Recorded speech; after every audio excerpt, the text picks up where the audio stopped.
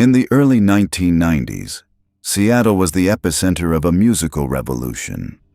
While grunge icons rose to global fame, another vital sound was emerging from the underground: the raw, feminist punk of the Gits. At its heart was Mia Zapata, a singer whose voice was described as both a primal scream and a soulful blues cry, commanding every stage she stood on.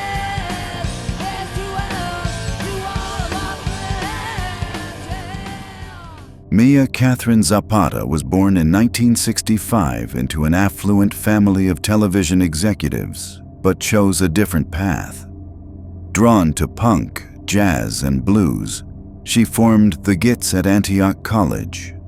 Her father described her as living on two different sides of the street, one of privilege, and the other a life of artistic purpose where material things didn't matter.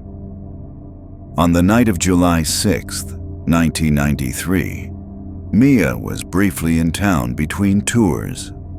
After rehearsing at a studio, she met friends at the Comet Tavern, a beloved dive bar for the music community.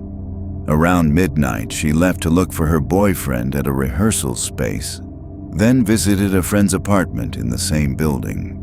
At approximately 2 a.m., she left, saying she would catch a cab home to the Rainier Valley. At 3:20 a.m., a woman discovered a body on a deserted street near an empty field. The victim, lying with her arms outstretched, had been brutally beaten, raped, and strangled with the drawstring of her own sweatshirt. She carried no identification. The victim was initially a Jane Doe. She was identified days later when the King County medical examiner, a fan of the Gits who had been to their concerts, recognized her. The news that Mia Zapata had been murdered sent shockwaves of grief and fear through the city's tight-knit music community. With no witnesses and little forensic evidence, the Seattle Police Department initially focused on Mia's circle of friends, believing her killer was someone she knew. For years, a dark cloud of suspicion and paranoia lingered over the scene she helped build. Frustrated by the stalled police investigation, Mia's bandmates and friends took action. They organized massive benefit concerts, raising over $70,000 to hire a private investigator. Stars like Nirvana, Pearl Jam, and Joan Jett lent their support, with Jett even temporarily fronting the Gits to keep Mia's music and message alive. Theories swirled. A cabbie, a stranger near a reservoir, or someone in the building she last visited. A chilling clue emerged a month later. A woman reported a man masturbating in a car trailing her near the Comet Tavern. She wrote down the license plate. That plate would later be linked to Jesus Mezquia. The case went cold for years. Unbeknownst to the public, a crucial piece of evidence existed: saliva from a bite mark on Mia's body, preserved by the medical examiner. The technology to extract a full DNA profile from it did not yet exist, but the sample waited in cold storage. In 2002, advances in STR-DNA technology allowed the sample to be analyzed and entered into the national database. Months later, a match was found. The DNA belonged to Jesus Mezquia, a 48-year-old Cuban immigrant with a violent criminal history in multiple states, who had recently been paroled in Florida. Jesus Mezquia had lived in Seattle at the time of the murder, less than 2 miles from where Mia's body was found. His record included convictions for kidnapping, battery of a pregnant woman, spousal assault, and indecent exposure.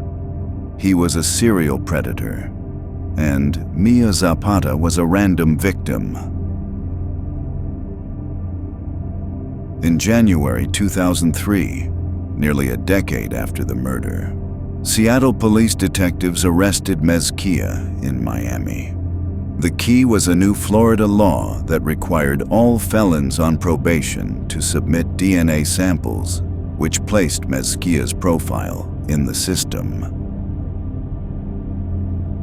At trial, the DNA evidence was overwhelming, a 1 in 1.5 trillion match. The prosecution argued Mezquia saw Mia leave the bar, followed her, and attacked her. In March 2004, a jury convicted him of first-degree murder. He was sentenced to 36 years in prison, the maximum under state law. Mia's death had a profound, lasting impact. From the grief emerged Home Alive, a nonprofit collective founded by women in the Seattle music scene to provide affordable self-defense classes. The movement, fueled by benefit albums featuring the biggest names in rock, turned tragedy into a force for empowerment and safety. Jesus Mezquia died in prison in 2021. Mia Zapata's musical legacy lives on through her recordings.